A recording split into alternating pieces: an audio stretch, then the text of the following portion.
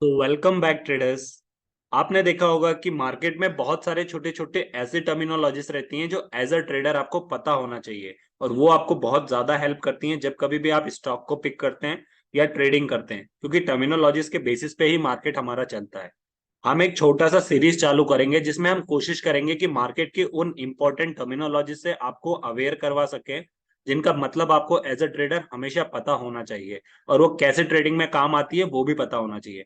इसी को देखते हुए एक छोटी सी सीरीज स्टार्ट की हमने, जिसमें हम मल्टीपल जो है वो टर्मिनोलॉजीज को देखेंगे मार्केट की, जो जो इंपॉर्टेंट हो। तो एक छोटे छोटे वीडियो क्लिप करके मैं आपको वो प्रोवाइड करूंगा, और हर एक छोटे छोटे वीडियो में आपको वो चीज मिलती रहेगी, ताकि जो है वो आपको चीजें समझ में भी आती रहे, और छोटी वीडियो होने की वजह से आप पर ज्यादा लोड भी नहीं है उसको देखने का और समझने का।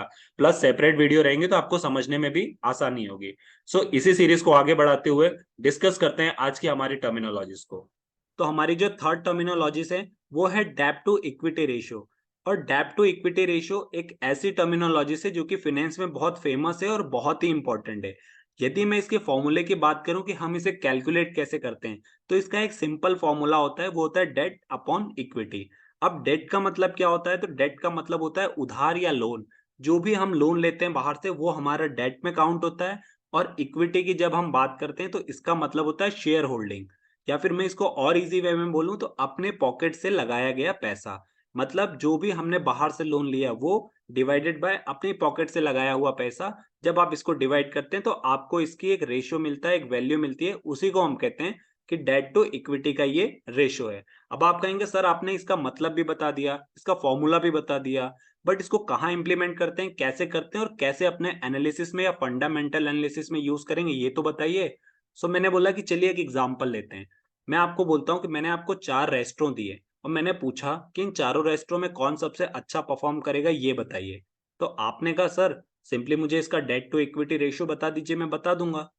मैंने आपको बता दिया, आपने कैलकुलेट किया, आपने कहा कि सर इसका डेट टू इक्विटी रेशियो सबसे कम है, तो ये अच्छा परफॉर्म करेगा। मैंने कहा कैसे? आपने कहा sir debt to equity ratio का मतलब होता है कि कोई भी बिजनेस चलाने के लिए हमने कितना पैसा अपनी जेब से लगाया और कितना लोन में लिया है। फॉर एग्जाम्पल मुझे कोई बिजनेस चलाना है, उसमें 10 लाख रुपए लग रहे हैं। उस 10 लाख में से मैंने 6 लाख अपनी जेब से लगाए और 4 लाख मैंने लोन लिया है। तो जब आपके ऊपर लोन ज्यादा रहता है और आप अच्छा परफॉर्म भी करते हो, तो भी क्या होता है कि ज्यादा लोन होने की वजह से आपका जो प्रॉफिट होता है वो ज्यादा इंटरेस्ट चुकाने में चला जाता है, क्योंकि आपके पास ज्यादा लोन होता है। और जब कभी भी आपका एवरेज परफॉर्मेंस रहती है, नॉर्मल भी अच्छा रहता है आपका परफॉर्मेंस बिजनेस का, और प्रॉफिट जब आप देखते हैं तो आपके पास बर्डन कम रहता है, ज्यादा आपको इंटरेस्ट नहीं चुकाना है, लोन नहीं है आपके पास, तो प्रॉफिट आपको दिखता है। तो आप कहेंगे ज्यादा कमाने वाला अच्छा परफॉर्म नहीं कर रहा है, या ज्यादा प्रॉफिट करने वाला अच्छा परफॉर्म नहीं कर रहा है, क्योंकि उसका प्रॉफिट जो है वो तो इंटरेस्ट चुकाने में चला जा रहा है। बट जो एक कांस्टेंट नॉर्मल परफॉर्म कर रहा है उसका प्रॉफिट हमें दिख रहा है, तो उसकी जो है परफॉर्मेंस ज्यादा बेटर हुई। हमारा डेट टू इक्विटी रेशियो भी हमें यही बताता है कि किसी भी कंपनी की स्ट्रेंथ क्या है, उसकी बेस का जो है वो मजबूती कितना है, कितना हम उस चीज पे विश्वास कर सकते हैं, या उसने अपने कंपनी का बिजनेस खड़ा करने के लिए कितने रुपए अपने शेयर होल्डर से लिया है, या फिर अपनी जेब से लगाया है, प्लस बाहर से उतना कितने कितने रुपए लिए हैं एज अ लोन या एज अ डेट। ये बेसिकली ओवरऑल आपको किसी भी कंपनी की स्ट्रेंथ को मेजर करने में हेल्प करता है। अब जब कभी भी मैं आपको ऐसे 4 कंपनी दे दूं और आपसे कहूं कि आप मुझे बताइए कि ये चारों कंपनी में कौन सी कंपनी सबसे अच्छी है, तो आप क्या करेंगे? लास्ट 5 ईयर का डेटा उठा लेंगे, डेट टू इक्विटी रेशियो का, और आप देखेंगे और कहेंगे सर कि ये कंपनी का जो डेट टू इक्विटी रेशियो है ये लगातार गिर रहा है, मतलब कंपनी अपने ऊपर से बर्डन धीरे धीरे कम कर रही है, लोन लेना धीरे धीरे कम कर रही है, मतलब ये कंपनी आगे चल के अच्छा परफॉर्म करेगी।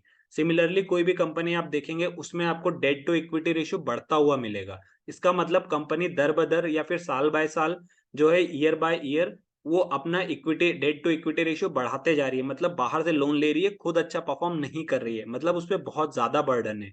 और जब कभी किसी चीज का बाहर का ज्यादा बर्डन होता है तो कंपनी आगे चल के ज्यादा अच्छा परफॉर्म नहीं कर पाती है। आई होप आपको डेट टू इक्विटी रेशियो का कॉन्सेप्ट समझ में आया होगा। और जब कभी भी आप मल्टीपल कंपनीज के बीच डिफरेंशिएट करना चाहेंगे तो इस एनालिसिस टर्म्स को यूज करके बहुत अच्छे से, क्योंकि कोई भी बिजनेस को चलाने के लिए पैसे की जरूरत होती है, और फाइनेंस जब तक आपका बेसिक बराबर नहीं होगा तब तक आपके परफॉर्मेंस का अच्छा परफॉर्म करना जो भी है वो वैलिड नहीं हो पाएगा। आई होप आपको यहाँ तक क्लियर हुआ होगा। अब एक चीज जो इसमें सबसे ज्यादा समझने वाली है वो ये है कि यहाँ पर जो डेट और इक्विटी है इसके साथ एक एक टर्मिनोलॉजीज और जुड़ी है। जब मैं लोन की बात करता हूँ तो लोन में आप देखेंगे जिस किसी से भी आपने लोन लिया है वो कंपलसरी होता है कि आपको उसका इंटरेस्ट चुकाना ही चुकाना है। इसीलिए डेट जो है वो उसको थोड़ा खतरनाक माना जाता है। तो जब आप डेट चुकाते हैं तो आपने उनसे पैसा लिया है अपनी बिजनेस को ग्रो करने के लिए, इसलिए उसके बदले में आपने उनको हर महीने या हर साल इंटरेस्ट देते हैं। तो इक्विटी शेयर वाले कहते हैं कि भैया हमें भी तो कुछ मिलना चाहिए। तो इक्विटी शेयर वालों के लिए कंपनी क्या देती है, डिविडेंड देती है। अब डिविडेंड और इंटरेस्ट, डेप्ट डेप्ट के साथ चल गया इंटरेस्ट और इक्विटी के साथ चल गया डिविडेंड। तो डेप्ट वालों ने कहा कि भैया हमको महीने का इंटरेस्ट दे दो, और इक्विटी वालों को लॉलीपॉप देने के लिए कंपनी कह देती है कि हम आपको डिविडेंड देंगे। अब इंटरेस्ट जो है वो तो उनको देना ही पड़ेगा हर महीने या हर साल, क्योंकि वो मजबूरी है, उन्होंने पैसा लिया है। लेकिन इक्विटी में क्या होता है ना, इक्विटी में जब आपको डिविडेंड मिलता है तो डिविडेंड की शर्त होती है, डिविडेंड आपको तभी मिलेगा जब कंपनी अच्छा प्रॉफिट करेगी। जब कंपनी अच्छा प्रॉफिट करती है तो वो कह देती है कि हम अपने कंपनी में जो भी प्रॉफिट आया उसका 1% या 2% जितने लोगों के पास हमारे शेयर हैं या शेयर होल्डर हैं उनमें सब में हम बांट देंगे। तो उससे क्या होता है कि वो भी खुश हो जाते हैं कि चलो हम शेयर होल्डर हैं तो हमारे लिए भी कुछ ना कुछ है यहाँ पे। तो इस प्रकार कंपनी डेट पे इंटरेस्ट और इक्विटी पे डिविडेंड देती है। आई होप आपको यहाँ पे दोनों टर्मिनोलॉजीज क्लियर हुई होगी, और अब जब आप फंडामेंटल एनालिसिस करने जाएंगे तो इस चीज को वहां पर अप्लाई करके बहुत अच्छे से देख सकते हैं।